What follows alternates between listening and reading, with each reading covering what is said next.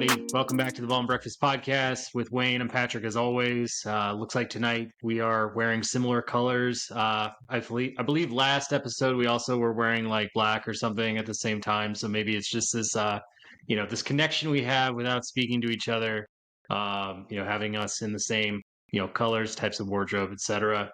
If you've stuck around with us over the last couple weeks or so, you've probably seen a lot of Bears content starting to get posted. We're getting really close here to free agency starting next month. And then obviously the NFL draft is going to be huge. We're hearing rumors left, right, center, above, below on Caleb Williams, the first overall pick. We hear a lot about the Bears fans and their feelings towards Justin Fields. We have speculation from guys like Adam Schefter and all sorts of analysts on what Ryan Poles is thinking and where he might be going with this pick, and the rest of his picks for that matter. So I think the first thing that we wanted to dive into here was talking a little bit about this whole thing with Caleb Williams, the whole situation. I think there were some rumors over the weekend that with the signing of Cliff Kingsbury as the offensive coordinator for the Washington Commanders, that might be the impetus to get Caleb Williams to request a trade. We've heard that maybe he doesn't want to be a Bear from Colin Cowherd, others around the field. I mean, yet, to this point, we haven't seen anything super solid, but there is that element of doubt here now creeping in for Bears fans, Bears analysts, everybody. So Wayne, I just wanted to ask you first and foremost, what do you make of all these rumors going around? Are they true? Are they false? And, how do you feel about it if they, so happen to be, accurate? Yeah, I mean, I feel like part of this, maybe this is like the conspiracy theorist in me that's like, I feel like Caleb Williams' camp is trying to force their hand to get Caleb in DC. I think that's kind of what they're going at. It sounds like there's been the whole, I guess, ground zero of everything is that Colin Cowherd's been in communication with Caleb Williams' camp, and so Caleb Williams' camp is going to feed whatever it is that they want Colin Cowherd to talk about over there. Like, you're not going to just talk. You can talk to anybody. Why are you going to talk to Colin Cowherd about anything, about any feelings or any doubts, anything at all? You can talk about the weather. You can talk about cars, but you're going to talk about where potentially, like, Caleb Williams, he's not really feeling the Bears or whatever. Like, no, that's the last thing you want to do. So I feel like they are utilizing Colin Cowherd as a pawn. I think they wanted to go to the Commanders. I think there's a lot of movement even from the Commanders side. Is it collusion? I don't know exactly. It's hard for me to speculate, but it feels like a lot of collusion's happening of Caleb Williams' camp talking to Colin Cowherd, forcing the Bears' hand, and then also the Commanders obviously getting Cliff Kingsbury, offensive coordinator, had that relationship with Caleb Williams at USC for the quarterback's coach. So I feel like a couple of things are having here. And then the Bears, this might actually benefit the Bears, though. It's like, okay, if you're going to force our hand, we're going to want everything from you. Like, you might as well. You've showed your hand, and we're just going to ask for everything for that, from moving from the second to the first overall pick. So I think that's just my feel on it. It's like, okay, we'll make lemonade out of this. If it's making Bears fans hate Caleb Williams more, great. That's totally fine by us. I think that's part of like what has sparked our discussions internally here about maybe let's see if we can do stuff without Caleb or maybe Justin Fields. So I don't know. That's my initial thoughts on that. I think Colin Cowherd's a pawn, and I think also Caleb Williams' camp is just kind of forcing a trade away from the Bears here. Yeah, I had a slightly different reaction to it. I feel like this is like one big game of telephone. I feel like Caleb Williams and obviously Cliff Kingsbury have a relationship. Caleb was congratulating him on IG on getting the job in Washington. Obviously, Caleb went to high school in the DC area at Gonzaga High School. So there's a lot of like ties here, for, some good reasons for why he'd want to come home. I feel like in some ways, maybe he was, if his camp was talking to Colin Cowherd, maybe he could say something like, yeah, Caleb would love to play, with Cliff Kingsbury, or wouldn't that be cool if Washington happened to grab, Caleb after a trade with the Bears or something like that? I don't know how, these little messages get around and start to get, firing away, but I feel like it gets embellished a lot once you get it to the press and, people want to make it seem like there's this real, drama, there's a controversy, like he doesn't want to be a Bear, like etc. But I feel like Caleb was pretty quick, and his camp was too, to like bat down some of those rumors and kind of come back and say like, we're not going that far.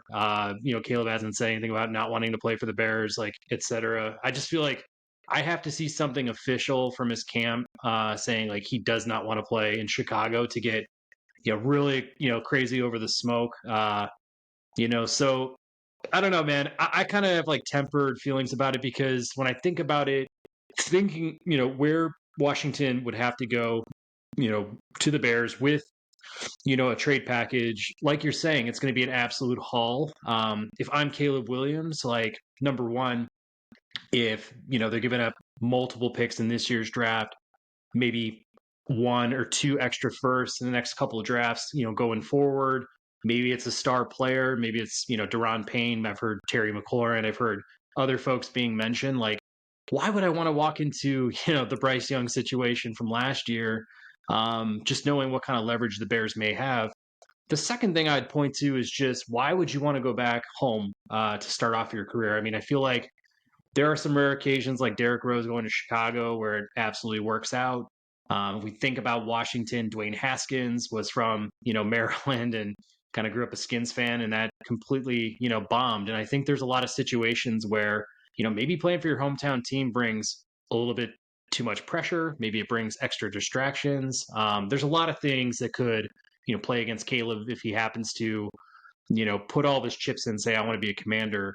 And finally, I mean, what would it be like to be a Commander? I mean, I feel like this is an organization that's had a ton of issues over the last 20 years. I mean, Dan Snyder and, just thinking about all, the L's they've taken under center at quarterback along the way there. They're very similar to the Bears in that sense. Like I thought they were always good at, you know, um, getting a top running back, putting together good secondaries as a team. But this is a team on the decline. This is a team that needs a ton of work. Obviously, with Josh Harris, Magic Johnson, new folks like taking over in the ownership group, like that's great too. But I don't know, man. All those kind of reasons put together, I think it just got out of hand a little bit too quickly, and I want to just kind of let this develop a little bit further before I, get too panicky about it, like some Bears analysts have been. Yeah, so I mean, I get all that for sure, and if I am Caleb, I mean, I'm not Caleb, but if I were in Caleb's situation, I should say, I would, I would look at what do the Bears have, what do the Commanders have, and I would probably be like, yeah, I would love to probably go with the Bears. As you were talking about the cap space, the draft capital, there's some young talent, DJ Moore there too. So there's a lot more building blocks in favor of the Bears. Obviously, I think a lot of people talk about the Bears and how they just haven't been able to develop quarterbacks. I think that's like the one thing that if I am Caleb Williams, it's like, yeah, would I want to go there? But if I'm a true, I guess, battle tested warrior, like all the confidence in the world, which I think Caleb, everything I've heard from him, it sounds like he's not short of confidence at least. That he would take up that challenge of being like that first 4,000-yard passer for the Bears, like their franchise quarterback that the Bears have always been wanting and desiring. So that's what I would probably be more so gunning for. That being said, it's like, okay, hometown team, yeah, I think there's a lot of athletes that want to play for their hometown team, but at the same time, if I'm a professional, like I would be professional about it. Like I would definitely want to be best situation possible. Good team, good surroundings, and the Bears, they've at least put together pretty good offensive staff. With Shane Waldron, Thomas Brown, Kerry Joseph, the quarterbacks coach, former I think it was like CFL or Canadian, Canadian Football League like champion or something like that. So some talents or some good coaching, I think, for him to succeed. And then the draft capital and salary cap that I've talked about before. So I don't know. I would feel more welcome there, but it's like, how is any of this getting out? I think to Colin Cowherd, like I would definitely be so careful. Again, you can talk to Colin Cowherd about anything, or you can talk to anybody else in this world. But why, like the guy with the biggest voice in the sports world these days? Like, I don't know why I would even be tempted to chat with him about anything. Yeah, I don't know. I don't know how it went down. I don't know who talked to Colin or how he, came up with his story. I mean, it almost feels like a lawyer kind of arguing his own, evidence. Like maybe he doesn't actually believe it, but he's like, "Hey, I've got enough here to build a case." And like, I want to be the first one to put that out there, but it's weird because in the week to follow, we've heard like Adam Schefter coming out and saying, he's almost solid that the Bears will draft Caleb Williams at 1-1. Mike Tannenbaum off Get Up was basically like, you know, uh, if the Bears want to take him, like they'll take him because his options are like he can pout and whine about it, he can sit out, he can do whatever he wants, but he can't return back to college once he declares. So there is some leverage here that the Bears have to, not to say we want to strong arm somebody into like fitting into our team and our culture because that's a terrible way to start it, but I will also say if Caleb Williams like wants to dodge this whole situation, just go to Washington. Like to me, that's not a winner's attitude, man. That is kind of building off that story that we're a little bit concerned about. Being kind of like on the Caleb Williams watch right now because we've seen a lot of things around immaturity. We can go through all the cases again, but if he was to ask out, go to Washington, like that's another thing that just feels like a Caleb first decision versus something that's like, hey, I'm for the betterment of the team that selects me. Like I'm going to go to the place that's seriously set up the best to win. Like there's no argument there, I think, between Chicago and Washington. So if he was to dodge it again, I think that's another thing that would make me feel pretty confident about not having to take the guy because you don't want a guy like that on your team if he's kind of asking out of situations and stuff. Like what happens when things get tough in Washington? Is he going to be raising his hand for a trade or something else further? So yeah, man, I don't know. I guess do you have any other thoughts on this? Because we'll walk into another part of our shoot here moving forward.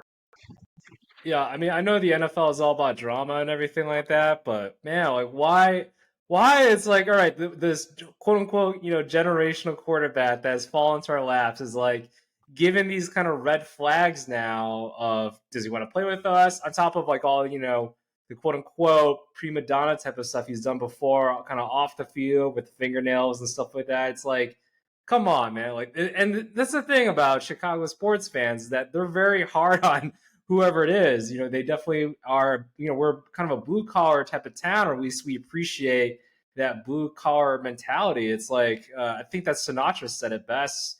I think he said something along the lines of how LA is all flash, New York is all talk, Chicago is work, and I think that's where a lot of fans, Chicago Bears fans, just want Justin Fields and doesn't want any of the stuff that Caleb Williams is bringing, no matter how talented he is. So I don't know. It's just kind of a bad start to this whole situation about possibly joining the Bears. So yeah, just a lot of drama that just is completely unnecessary. Yeah. Again, man, it's getting eyeballs, it's getting attention. I feel like that's part of it here. We'll have to see. We'll have to see what happens with the situation.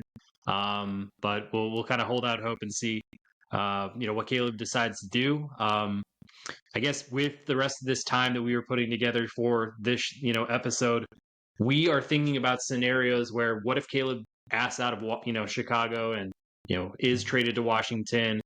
We are stuck, with Justin Fields and any of the other, decisions we could, make. I feel like at this point, from the fans in Chicago, all we ever hear is Caleb Williams, or do we keep Fields and build upon it? But what we haven't really seen a lot of is scenarios where what if the Bears are done with Fields? They just haven't found the right suitor, or they're trying to kind of garner that trade interest from him, kind of build a market. And what if they, are considering alternatives? I guess, with this time, we'll start with you, Wayne, but we'll put together scenarios where, Williams and Fields are not part of the Bears' future. And how do we build the best, contender moving forward? So without further ado, why don't you take it, Wayne? Yeah, well, thanks. I mean, so first off, I guess I'll go through the free agency side and just work my way through the draft in a way. And this is going to be fun. There's going to be some movement here. I'm really excited to share what I've kind of put up with. And I've honestly outsourced one of the biggest trades here from a YouTuber, Rio Robinson, who is a Washington Commanders YouTuber. So I'm going to talk about a trade that he proposed, and as a Bears fan, I will gladly accept that. So anyway, without further ado, free agency wise, in terms of the initial cuts and stuff, I've spoken about it before. Cody Whitehair, Eddie Jackson, Travis Homer. That should save us like 23 some odd $1 million there. Re-sign Jalen Johnson. Sign Curtis Samuel, 27-year-old slot wide receiver, best buddies with DJ Moore. Has caught above 66% of his passes the past 3 years. Sign center Lloyd Cushenberry because I'm going to be looking to draft a rookie quarterback, and I want more of that veteran presence there at center. He had the second highest pass block grade in the NFL this past season for centers. I want that guy. He's not going to be missing some games, unlike Connor Williams. Connor Williams maybe I would have preferred, but since he'll be missing games and I really want that early development for the quarterback, I'm going to choose Lloyd Cushenberry here. And then some other signings here. Colby Parkinson, tight end from the Seattle Seahawks. A tight end that's familiar with Shane Waldron and his offensive scheming and his play calling. So I think he can bring him over cheaper than Noah Fant. So, and then another signing here, I'm going to sign Drew Lock. In my one scenario here, to sign Drew Lock, get a more veteran presence that is familiar with the Seahawks system and Shane Waldron, so that Drew Lock can kind of teach this young quarterback that we're going to bring in here. So that's my initial big free agent signings here. My draft, and this is where it gets fun. My draft, trading the first overall pick to the Washington Commanders for the second pick, the second round pick, the fifth round pick, and then also the 2025 second round pick. And I'm not done yet. And this is all from Rio Robinson, the YouTuber for the Commanders over there, Jonathan Allen. Give it to me. Give me some Jonathan Allen. So Pro Bowl DT has had like 5 or plus sacks the past couple of seasons, and just one of the best overall defensive tackles in the game. So, and with that second overall pick, I'm going to take, in my opinion, who's going to be the best quarterback from this draft, Jaden Daniels. Heisman winning quarterback has, hey, LSU Heisman winning quarterbacks with offensive record setting numbers in the SEC. They've done pretty well, I think, in the NFL here. So, Tank Sports, another YouTube channel I follow, called Brock Purdy, before the draft as going to be like the sleeper pick that would kind of shock the world. And he has called Jaden Daniels is probably going to be, one of the best quarterbacks in this draft, probably better than Jalen Hurts and what he currently is right now. So plays in the pocket, can make all the throws. He knows how to kind of trick defenders to go, oh, I'm going to go this way. No, I'm going to go that way. Can look off, throws in anticipation, something that Justin Fields has struggled in his career. Can go down the middle and really is able to just get the ball out quickly and fast to his wideouts so that they can make plays. Did that with Malik Neighbors, who was able to just, get, I think a lot of people call him the yak god just because he knows how to get that ball in open space, get more yardage there. So give me some Jaden Daniels here. Sorry, Drake May fans. And I know I just can't stand another North Carolina quarterback. So they're different, but yeah, I can't go that route. And then I'll try to go fairly quick here, so you have some time. But 9th overall pick, I'm gonna go with Malik Neighbors. Let's go. Let's get that LSU Tigers connection there, kind of like Joe Burrow and Jamar Chase in previous years. Like let's let's keep it going and develop that. Bring his friend over there so they have a connection, immediate connection. And Malik Neighbors, he's honestly like a mixture, I think, between Jamar Chase and DJ Moore. What better person to kind of tutelage him than DJ Moore too? So I think it'll be a match made in heaven.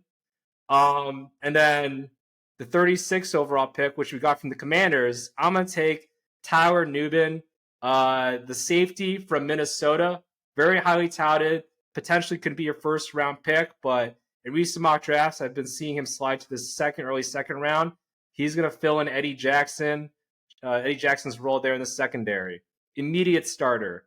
And then since we're trading Justin Fields as well, and I'm getting a second pick from the Steelers with that second round pick, I'm selecting edge rusher Braylon Trice from Washington. 6'4", 270, big physical edge. Got 7 sacks this past year, 10 sacks the previous year. This past year, he led all FBS in pressures. How do you not like that? So, and then Bucky Irving, I've already talked about him before. The Zay Flowers of running backs. I think we need more of that scat back in our backfield. 4th round pick, got guard Christian Mahogany. He's been standing out in the Senior Bowl, 6'3", 320 from Boston College. Boston College kind of has been running a similar scheme as like the McVay scheme, a lot of play action, a lot of motion. So I think he can fit in pretty well. If Nate Davis doesn't elevate his game, he lost his mom this previous year, so maybe he's going to be back mentally on that.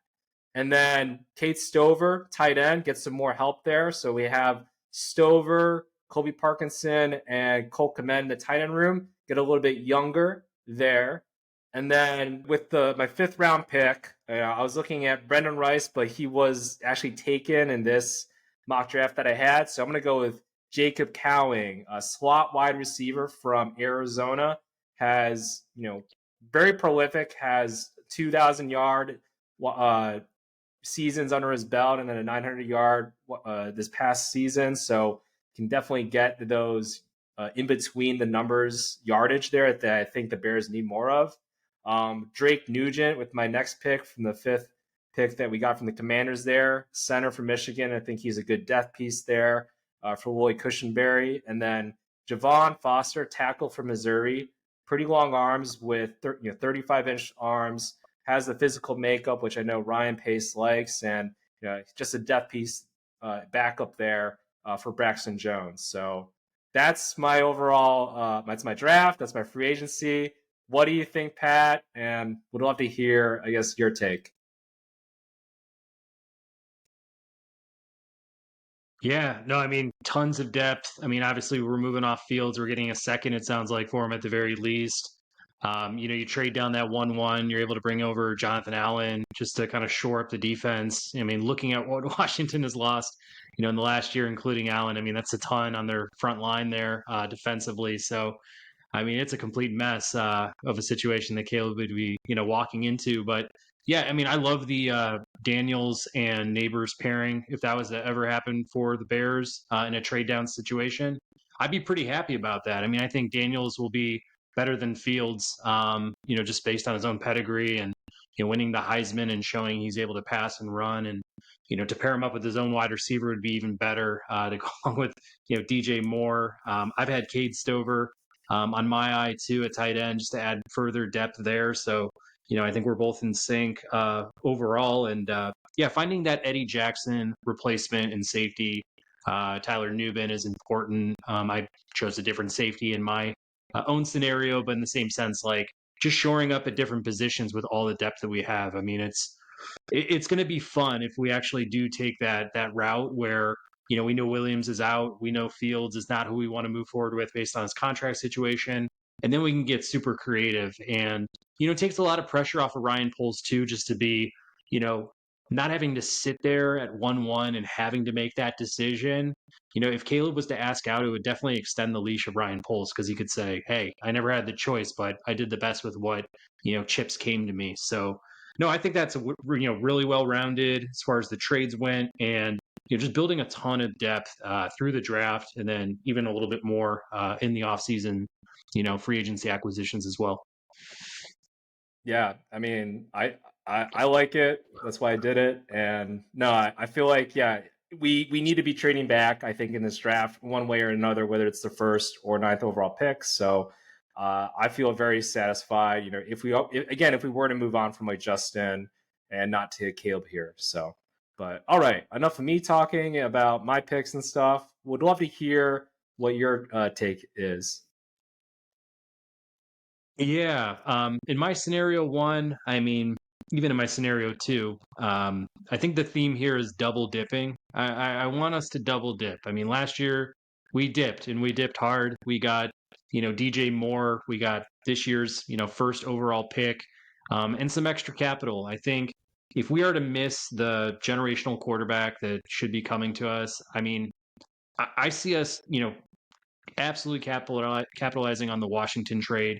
Mine was slightly different. I had, us trading the 1 for the 2, a second rounder, a third rounder, and a next year first. Subsequently, I would have Justin Fields traded to the Raiders for their second round pick. And I think this is where the double dipping comes into play. But, sitting there at number 2, we could take any quarterback we wish. We could take Marvin Harrison Jr., but let's see who else in that line that's looking for a quarterback may want to trade up to get aggressive. And maybe New England sees Chicago being a little bit too thirsty there and doesn't want to pony up the capital to kind of move up one slot. So we say, hey, let's go over to the New York Giants. Struggling to find a solution there at quarterback with Daniel Jones. Tommy DeVito was kind of fun in his in his backup role there, but they move up, they get really serious. They offer us, the 6th overall pick, 2 of their second rounders, and a third in next year's draft in order to, to take May. I think Drake May kind of fills a lot of the needs the Giants have, just a pure passer, somebody who kind of fits the mold, somebody who's been compared to Justin Herbert. And for us, I mean, it leaves us with the number 6 overall pick. I'm counting 4 second round picks, a third, and a few fourths here. So I mean, it's getting that draft capital for this year, a little bit for next year extra. That would just set the Bears up to kind of fill every single need that they have at this point. We talked about free agency separately. In this scenario, I'd have us tagging Jalen Johnson or extending him. DJ Reader at defensive tackle would still be a guy that I would consider signing. Scotty Reynolds, although he had a couple huge drops in that NFC Championship game, would be a guy that I could see being our third receiver. And then Jadeveon Clowney being that, that backup edge, rusher for us. The only other wrinkle I'd add here is I would go out with the money that we have in the cuts that we're making to go sign Gardner Minshew. I would talk to Minshew and I would say, look, like Anthony Richardson's coming back to the Colts. Like that's not going to be a job for you, moving forward. You come over here to the Bears, you be, our starter until, time may run out. We may have the option of trading you mid-season, but you'll be well set up, well protected. We'll give you all the weapons you need. Just take us as far as you can go. So I would first go out and get Gardner Minshew, a guy who's I think worked really well with rookie quarterbacks, and give him the job. Getting into my draft, just going down the board for our first 2 picks at 6 and 9. I'm taking Malik Neighbors at number 6, like you said, a guy who could be really dynamic, pairing with DJ Moore at wide receiver. I went Jared Verse at number 9, get that high-end edge rusher, somebody who could be working across Montez Sweat, backed up by Jadeveon Clowney, somebody who could just really learn, the way of doing things in the pros, be a guy who's an instant, impact maker off the bat. In my second round, so I had 4 picks, right? I think the first one that I'm targeting, and I'm hoping that other teams don't get really, really aggressive here. He fell to me in my mock draft simulator, but JJ McCarthy, number 36, coming to the Bears. With everything that Jim Harbaugh has actually said about him as a quarterback, he thinks he's the best quarterback out there, bar none. And I don't know if you'd happen to trade Justin Herbert or do something like that to really like back up his statement. Maybe he's just saying that because he was his coach, but you have to look at a guy who's won the national championship. I mean, CJ Stroud, the year prior, JG McCarthy, and this year. Perhaps McCarthy, you know, his build isn't exactly what you would wish in terms of he's not the most muscular guy. They say he has a very average arm. His timing in the pocket is a little bit off, but in general, they say he's got pinpoint accuracy. He's obviously, a confident winner at, at least the collegiate level. They say he's really good at getting out of pocket and making passes on the run too. So it's like, standing at 6'3", a guy who's got, that kind of experience under his belt with the praise that he got from Harbaugh and others who, know quarterbacks well. I think McCarthy would be a great guy to have, as a quarterback we consider moving forward, playing behind Minshew and kind of walking into the situation whenever it calls for it. In our next 3 picks in the second round, I just went Patrick Paul at offensive tackle from Houston. Seems like a surefire starter, at least, in terms of his length, his strength. I think he'd fit right in. Whether or not he's taking the job from Braxton Jones or it's just an amazing depth piece or, a subsequent trade is made for Braxton. Like it's a good thing to have some of that depth there, considering, what the Bears have experienced over the last few years. Tavondre Sweat would be a defensive tackle that we, draft and try to plug in from Texas. And then Xavier Leggett, I had off my draft board as well. We've talked about him, 6'4", adds a little bit more size than, maybe Neighbors or DJ Moore, but just, kind of opens up, the options there. In that third round, Kalen Bullock out of USC would be our, free safety, kind of walking in for Eddie Jackson. More of your speedy coverage type. I think he would pair really well with Brisker at strong safety. And then, Cade Stover, Christian Haynes, and Will Shipley come over in that fourth round. Stover, like you said, tight end, be another option next to Kmet. Christian Haynes is more of your interior lineman at guard. They say he's a bit raw, but he's showing a lot of upside. And then Will Shipley from Clemson, more of a pass catching back, more like speedy on the outside. I think it would be nice compliment to Roshan Johnson, Khalil Herbert, just kind of shake it up, have somebody who can more or less maybe be your third down, down back in that sense. So that was my scenario 1. Just wanted to hear, maybe some of your feedback there. Yeah, bringing in JJ McCarthy from the Chicagoland area, so a hometown boy. So that could be really cool. Pairing him with Gardner Minshew.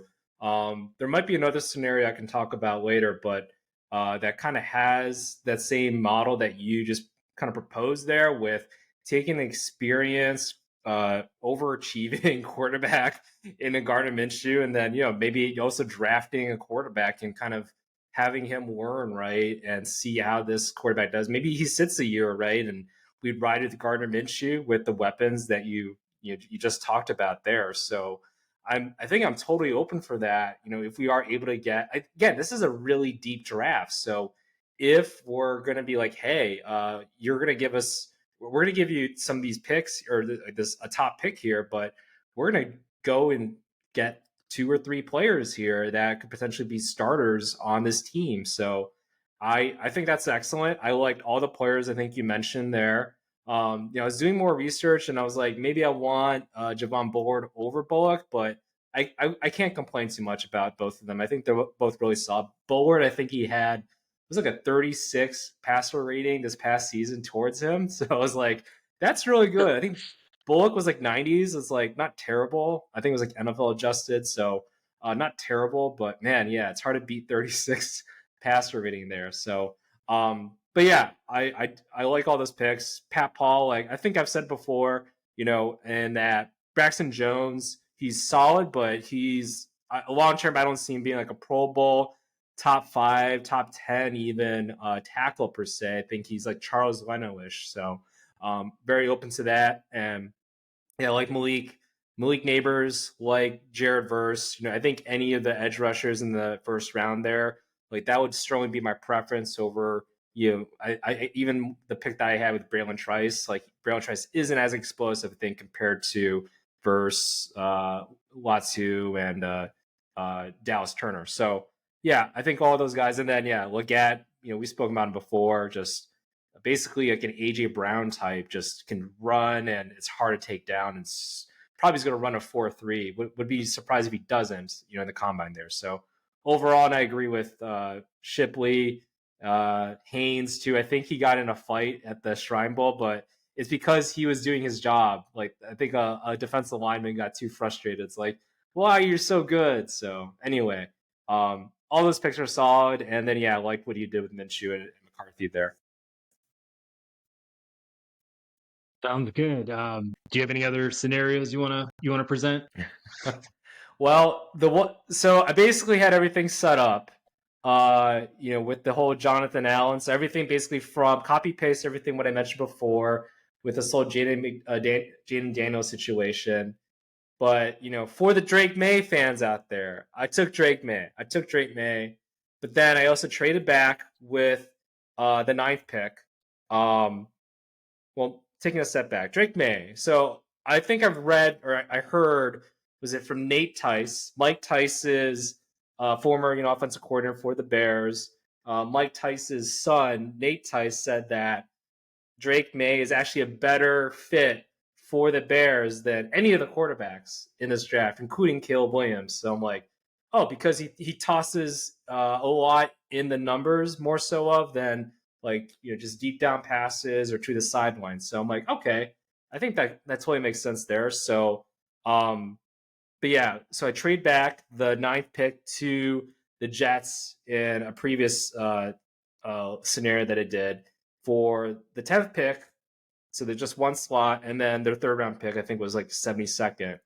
And with the idea, I think, is that the Jets want neighbors more so of for Aaron Rodgers, getting another weapon for Aaron Rodgers to throw to.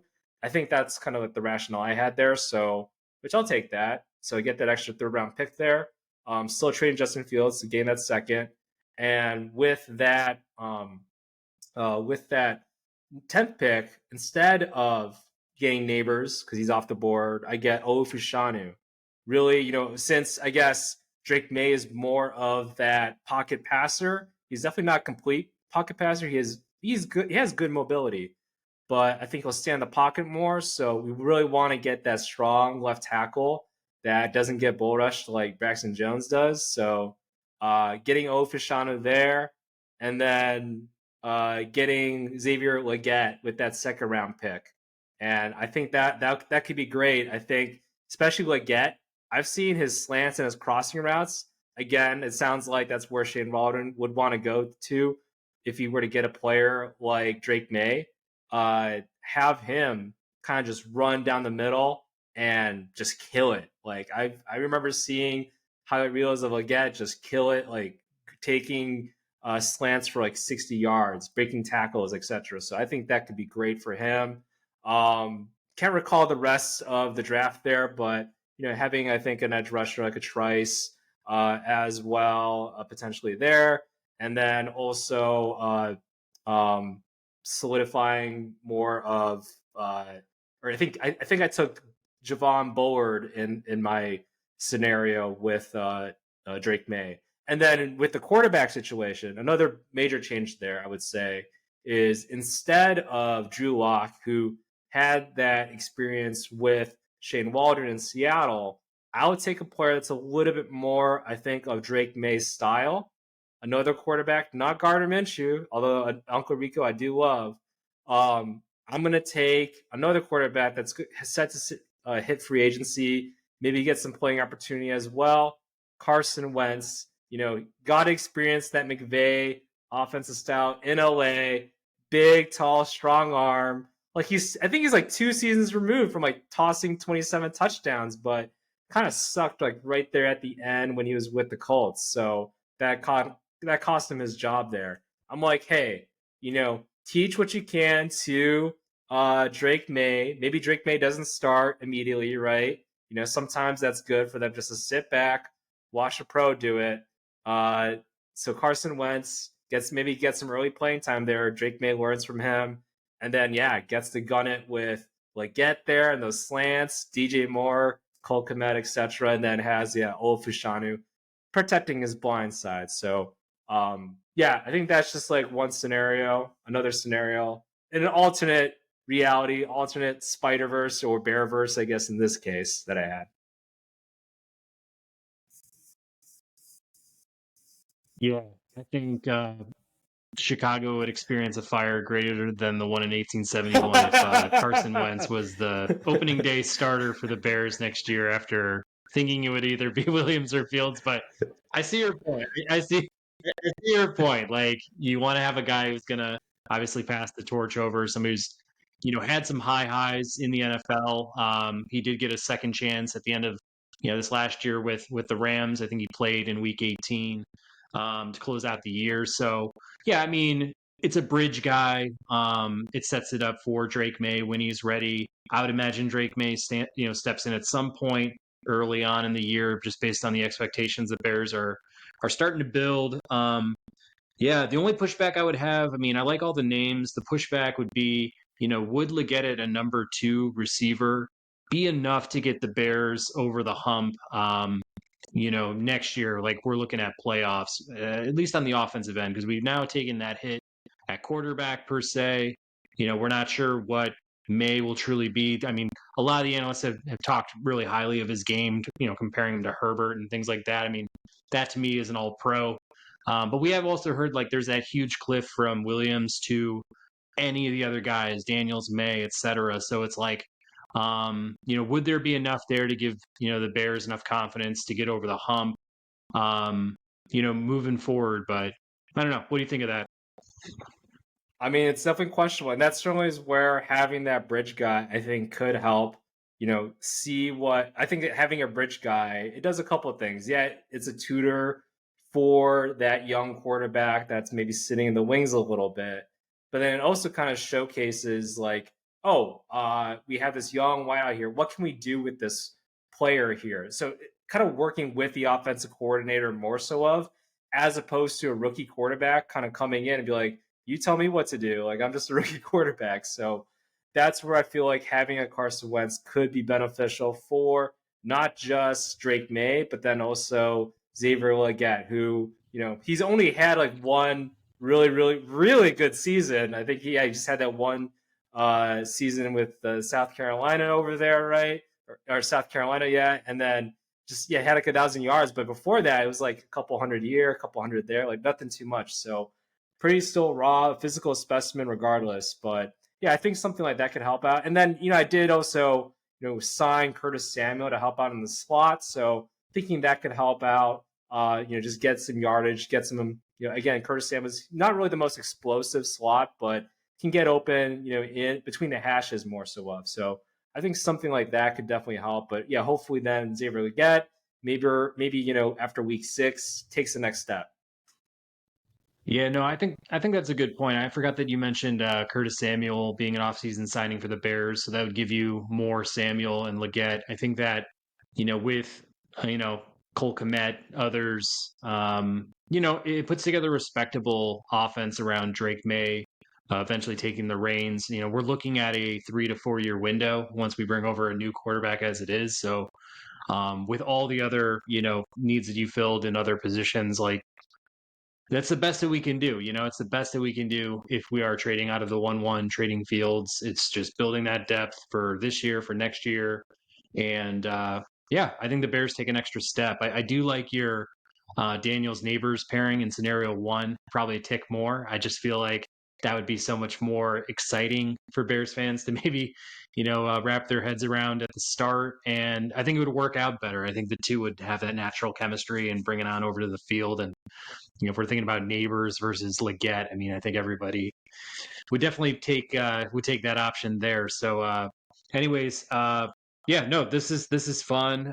I have one last scenario that I want to run through, and then I guess we'll get your feedback on it, and maybe wrap it up. Oh, yeah. But Sorry, I yeah. guess in my second scenario, oh, go ahead, go Sorry, I ahead. was going to interrupt. I was just thinking, what would be interesting if we're going to play the whole college quarterback wide receiver thing is maybe instead of Leggett, it is Tez Walker, who is also projected to go to the second round, who is Drake May's college wideout there. So anyway, just another thought. Maybe that's a better situation, getting that continuity and all that. So, but I turn it back to you, Pat, and want to hear your last scenario here. Yeah, I mean, maybe Williams gets Brendan Rice too. Like we don't know. Like, but I do think that's a smart play. Like just to comment on it, because it's like, you look at a lot of the teams who have paired up multiple guys from the same university, same teams. Like, I think that continuity, going into a new setting, helps everybody ease in the best. And if they all played well together in college, like who's to say they won't at the pro level too? But no, I think in my last scenario, like you, I'm keeping everything pretty much the same in terms of my free agency signings. The only exception I'm going to make is I'm taking Jalen Johnson off in this one. I'm letting him walk. I'm letting him figure out what he wants to do, and I'll tell you why in a little bit. And then I've got a special signing at the end to unveil. But in my scenario two, I'm doing a pretty similar trade to the one I did in scenario one with Washington. In this one, I have us trading the 1-1, a third rounder in next year's draft for Washington's, 1-2, two second round picks of theirs, a third in this year's draft, and then a first in 2025. I am then taking that pick and doing what I didn't do in scenario one, and that's trading it with New England, who's going to want to, obviously, get that ability to draft the quarterback of their choice. So we're going to flip the 1-2 for the third overall pick and a second round pick of New England's, and then a second round in next year's draft. We're trading Justin Fields over to the Atlanta Falcons for their second round pick. So in total, what we have is we are sitting with the third overall pick and the ninth overall pick in the first round. We have 4 second round picks and 2/3, and then 2/4 after that. So the way I looked at it was, so we've got maybe, let's call it, Williams and May are off the board. And in this one, because I think there's that huge cliff and I don't want to overpay at quarterback, I'm going to take Marvin Harrison Jr. here, solidify ourselves with a Hall of Fame, worthy wide receivers, what most folks are saying out of the gate, make him our true, alpha next to DJ Moore. At 1-9, I'm going to go with Terrion Arnold, cornerback out of Alabama. Most are considering him the top cornerback on the board in this year's draft. A great guy in man coverage, brings a lot of physicality as well. Played at Bama too. That doesn't hurt, but kind of just taking that premier corner without having to pay the premium and letting Jalen Johnson walk. It's a bold move to make, but I don't think it's out of the realm of possibilities. With one of our 4 second round picks, I'm going to start off with Jackson Powers Johnson, the center out of Oregon that we've been talking about. Just making sure that we've solidified that center position with the first second rounder. With my second one at number 36, I'm taking Chris Braswell out of Alabama at edge. He can pair up with Terrion Arnold, being those 2 Alabama guys coming on over. It allows us to not have to spend a premium pick on Verse or Latu or, Dallas Turner up in the first round, but still maybe get a guy who can bring a lot of impact. My third second round pick is Cameron Kitchens out of Miami. They say this guy is an absolute ball hawk. He's physical. He's a great tackler. Him next to Brisker, that just sounds really, really good. I mean, one guy who can kind of level the hits like Brisker, and then you've got a guy who's all over the ball. And who can also tackle very well too in Kitchens. So I think that'd be a great pairing. And then with my last second round pick, he's just sitting on the board there. And I see too much value in him to, let him fall. So I'm going to go ahead and take Michael Penix off the board there.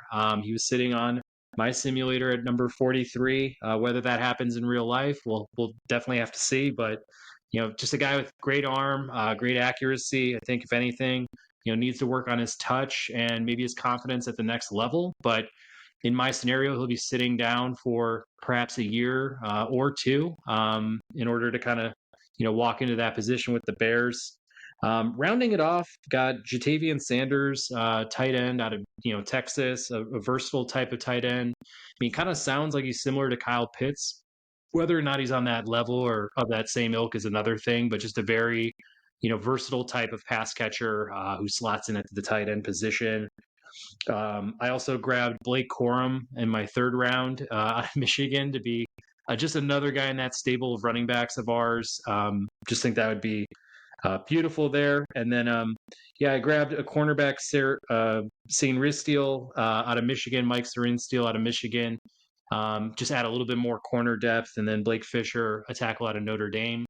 And I guess, with that, that's pretty much my entire draft for the Bears in the second scenario. But the only kicker is that because I didn't sign Jalen Johnson, I made all those same cuts that you did. Maybe freed up a little bit more cap space. But I went out and I got a quarterback who started his journey here in the Chicagoland area as well, from Barrington High School. He's looking for a 2-year, $90 million deal. Always been a fan. Would love to steal him from a rival within the division and bring over Kirk Cousins to close out his career as a Chicago Bear and kind of bring over, that top 6, top 7 type passing prowess to Chicago. He'll be walking into a very young, star-studded roster here, and he has 2 years to kind of get it done.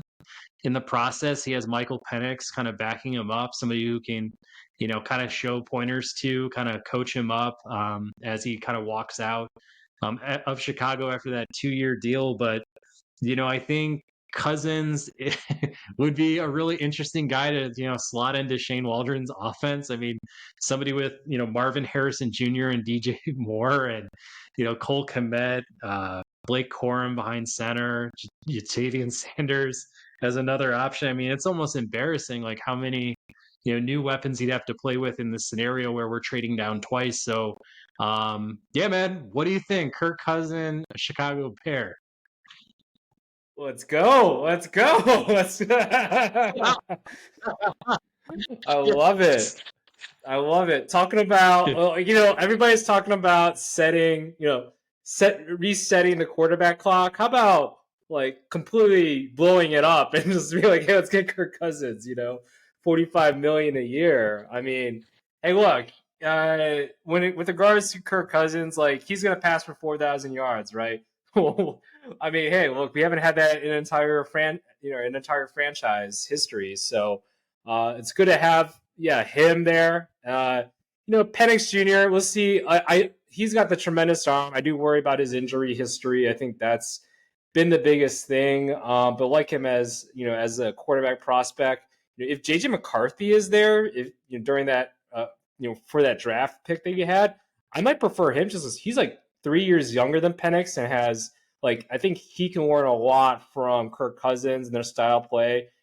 So I feel like and they have that I guess local boy kind of connection there too. So but yeah, like other than that, I think everything else is solid. Getting Marvin Harrison Jr. best player in the entire draft.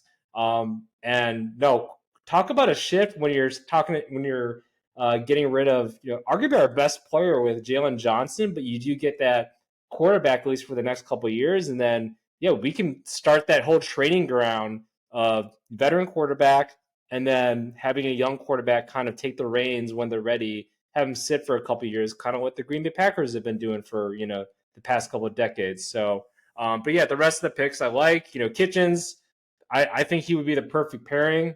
I don't know if he'll land that far, but at the same time, if he's there, he's there, right? So, would love to see him in a Bears uniform, kind of taking over that Eddie Jackson ball hawk safety position there. Braswell, he's decent. Would love to have maybe more edge rushing talent there, but at the same time, having the Bama boys, I think that could be really fun there. So overall, that's quite a curveball there. I think you had with Kirk Cousins, but hey, man, I'm all for it. Like that is definitely something that not too many people have thought of here. So,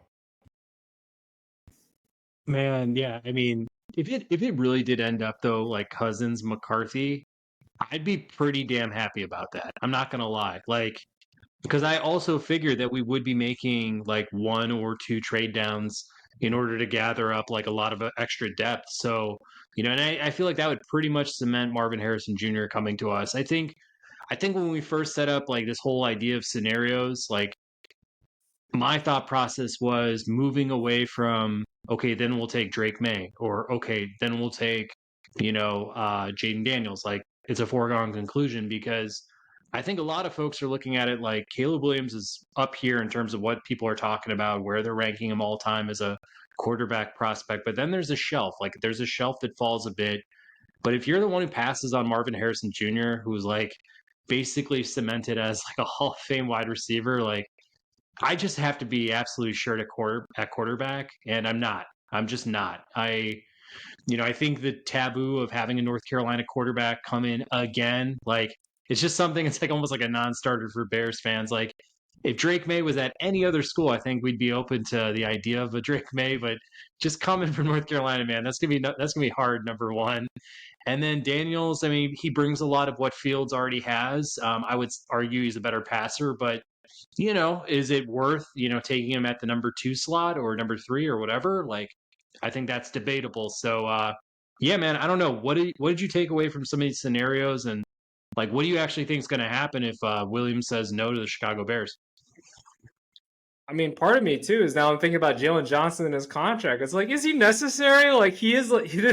He was the top-rated quarterback, PFF in all of football this past season. But we can get Kirk Cousins. That wouldn't be so bad. So, I don't know. There's a lot of different scenarios. It would definitely be a killer, I think, to morale. Probably Jalen Johnson doesn't resign or get a franchise tag there. But I think it just, goes to show kind of, yeah, again, this whole quarterback situation. Like, nobody really knows. Like, we talk, we think we know. We say things with a lot of confidence. And it's funny is that now I'm hearing about, I think it was like a former director of like college scouting from the Bears when they drafted Trubisky, and they were just so confident about it. Like, you hear them talk about Trubisky, and it's like, yeah, he didn't turn out. Like, why didn't you do your due diligence and talk with Patrick Mahomes more, talk with Deshaun Watson more, before he got all handsy, right? It's like, come on, there's more to, I think, quarterbacks than just the sheer like what the tape says, but obviously the situation that they go into, the supporting cast that they have. We look at all the quarterbacks, like, we just don't know. There's only so many of those CJ Stroud scenarios, and CJ Stroud has a probably future Hall of Fame left tackle there that kind of has helped him out there. So I don't know. Yeah, there's just so many different variables for a quarterback. It's like, why can't we just build a team, create a nice foundation?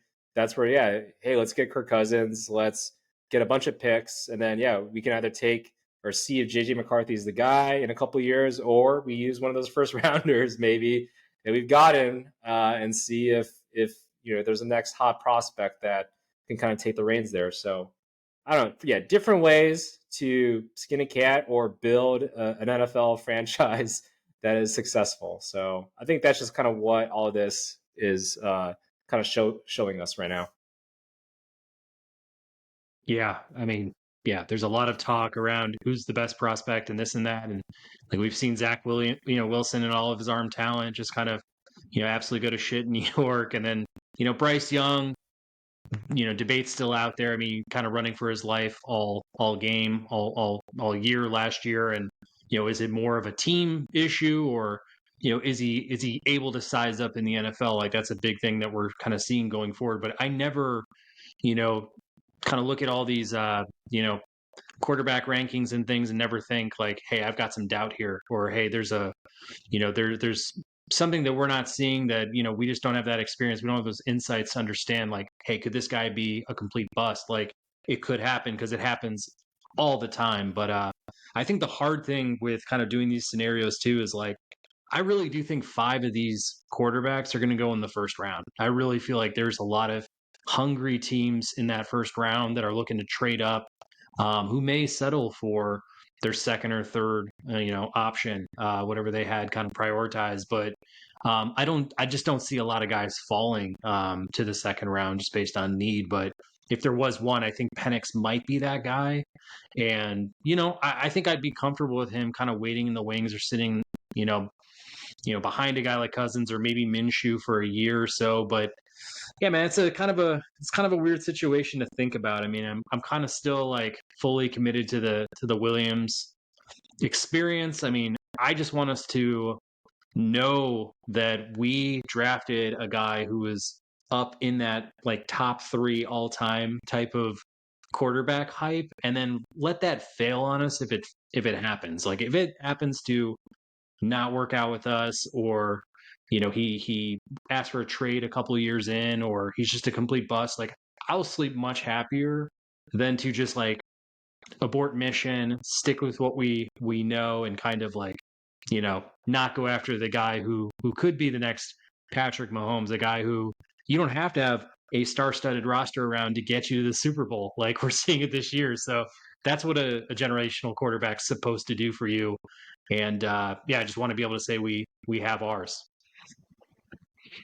Yeah, I mean this scenario doesn't come too often. We saw what last year happened with CJ Stroud, and it's funny about all these conversations about Ohio State quarterbacks never work out, and then CJ Stroud works out there, or North Carolina quarterbacks don't work out. And maybe Drake May has the best career out of Trubisky, Sam Howell, and whatever else. So yeah, in the end, we kind of just don't know. I remember all the the Texas Tech Raiders, right? The Red Raiders, they were known as this college that was just pass heavy and everything. And then lo and behold, Patrick Mahomes comes from Texas Tech and is the best quarterback I think anybody's ever seen ever. So, again, we just don't know. And in this day and age, with this spread offense now, like things are from the college to the pros, like it's now become more prominent in the pros now. So that fade between systems and such, it's kind of thin now. So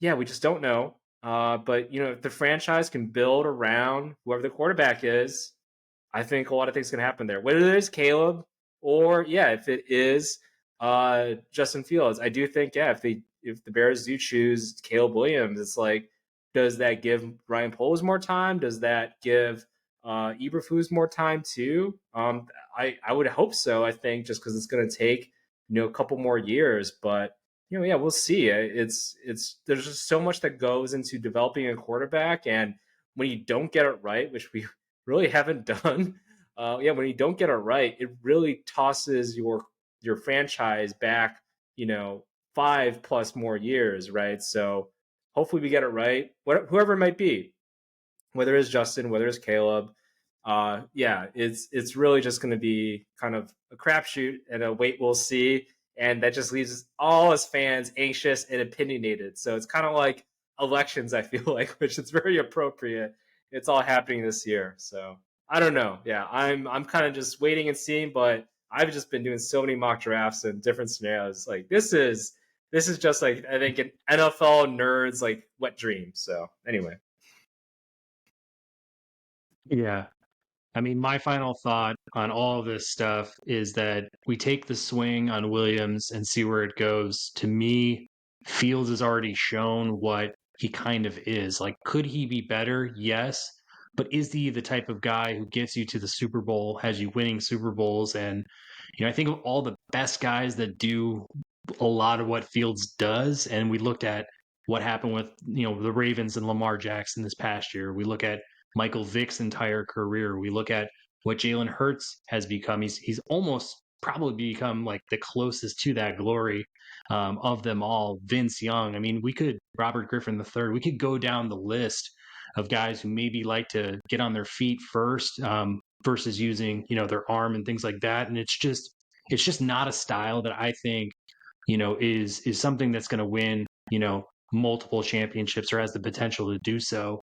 And I say all that, and I also look at Fields, and I just look at what is, not what I think he could be. I don't think he got a fair shake, but that's what being a Chicago Bear is. Like, you have to deal with a lot of crap. You have to deal with a bad organization. You have to deal with, all of the, dark clouds that fall over the Bears and their quarterback situation. Like, that's going to follow every quarterback that walks in here until it's changed. And to me, like, yeah, we can't sit here and talk about the last 3 years. We have to talk about now and moving forward. Fields will, ask for an extension after an extra year. And to me, I feel like we kind of already know what he is. So even if, again, everything, fails on the Williams pick or whoever else, hey, maybe at the end of the day, we just take another bite at the apple at another quarterback in another first round. But to me, like, I've already kind of had enough of a taste of Justin Fields to know that while he could be a good talent, he's just not the guy I want to put my horses behind. Yeah, and I think people, Bears fans, sometimes forget, and I've been trying to like really gun for Fields. I think sometimes Bear fans forget about the salary, right? Like, do we want to be in a Daniel Jones situation where your quarterback, mid tier, right, is making 40 some odd $1 million, taking like a good chunk of your salary cap? Because that's going to pigeonhole us for years. Like, I think people are like, oh yeah, you can supplement the rest of the roster with like first, second round. No, like it doesn't work that way. That quarterback contract is going to eat your cap for years, and we need to be sure like he needs to be like top 10 quarterback essentially to justify his contract. He needs to be able to pass for 4,000 yards or have Lamar Jackson seasons with efficiency and smarts and not turn over the ball a bunch. So that's the level that we need. He just hasn't shown that level of confidence that like, yeah, here's a 40-50 million contract. Go ahead, eat like a fifth of our cap or whatever, and we're not going to be able to sign any more help. Like, good luck with that. Right now, we're still kind of the luxury of him being on his rookie contract, and it really is a big deal when you don't have a supporting cast because, yeah, you do need to have a quarterback with confidence, and it has the ability to elevate the rest of the team members. And it's he's done a good job with DJ Moore, but then it's like, is the only way for us to surround Justin Fields is basically just having first round talent just pushed around him? Like, that just seems like an inefficient way to build a roster. So yeah, I mean, I'm open to Caleb, I'm open to Drake May or whomever for resetting the quarterback clock and kind of starting afresh. But I just want to make sure, regardless, we just get it right, whether it is keeping Justin or moving on to one of the quarterbacks we've mentioned. Yeah. The other point I would raise is name a time when a quarterback spent 3 years in the NFL, produced at a certain level, and then they brought in like the right coaches or whatever else, and they took it to a great level, a consistently great level. And I feel like Bears fans just think like that's a light switch kind of change where we're going to bring in these coaches, we're going to design an offense that actually fits Fields. There'll be more stability there, and we're going to get him more weapons, and then he's going to be a great quarterback. I just haven't seen that in the NFL. I've never seen that where a guy's numbers were below average to average, and he just made this insane leap to being one of the greatest quarterbacks of all time. And it's like, we have an opportunity to get that for free with this year's draft. Why not take a bite? Again, like, I'll probably just fall on this one if we happen to not do the Williams approach if it's available to us. And yeah, it'll be the one thing that I'll probably just kick myself over as a Bears fan who's been just stuck in this for 30 years consciously. Yeah, and hey, I know you've taken a lot of shit from the comments section for some of your takes and everything. So just want to say I appreciate your honesty. Let's if you're still watching this, please be nicer to Pat. Like, he has a family, he's got kids and all that. So Shit. I actually haven't read a lot of them. I have to go back and read all of them. But no, like, yeah, I 100% agree. Like, it is there. It's like basically being in a path or a pathway, or there's two different roads where we can go, this way or that way. None of us know, but we just have to have faith. We just have to have faith that everything's going to work.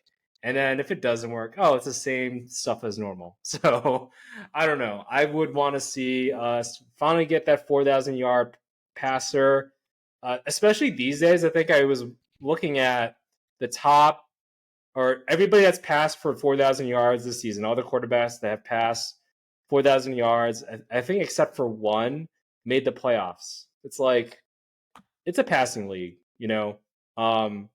yeah, Lamar Jackson, he didn't pass for 4,000 yards, but he ran for cumulative, like, I think 47, like almost 5,000. So it's like basically passing for 4,000 plus. So I don't know. We need some production at quarterback, and Justin Fields just hasn't been able to do it with the hand he's been dealt. And if we got to move on, we got to move on. But yeah, paying him $40 million plus, that's hard for me to justify. Even the biggest Justin Fields fans, that's going to be really hard to justify there. For sure. Well, yeah, I guess this has been, just another episode here going over, what could happen as we lead our way into the draft. I look forward to reading all of your comments. Keep them coming. I will take a good review of those that I probably missed. Hopefully, I'll be safe after this one's published. But we really appreciate you guys, supporting us and being a part of this community. Subscribe to our channel here. Like us, give us more comments. If you're anywhere else, give us a review or a follow of any kind. And with Wayne, I'm Patrick signing off for the Ball and Breakfast podcast.